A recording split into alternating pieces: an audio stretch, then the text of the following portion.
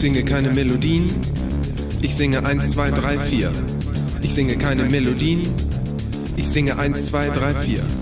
Ich singe keine Melodien, ich singe 1, 2, 3, 4. Ich singe keine Melodien, ich singe 1, 2, 3, 4.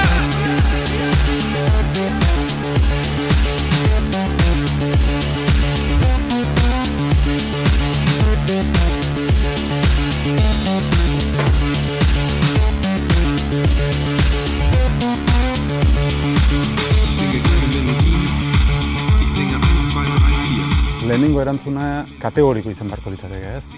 Bai, Euskal Herria bideragarria izango litzake ekonomikoki. Gure momentu oraindik, erabaki egin behar diau. Mediterraneo aldeko estaduen eredua, potolo esan da. Edo hartzen duen, Europa erdialde eta iparraldeko estaduen eredua.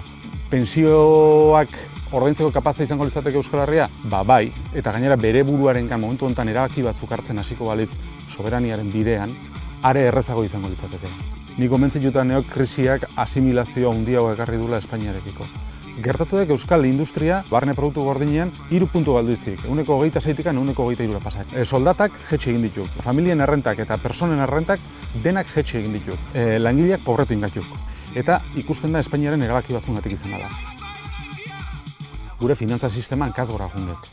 Eta beti egaituk esaten gu gehala herri aurreratu bat, teknologia aurreratu dukana, eta hori momentu honetan ez tek egila.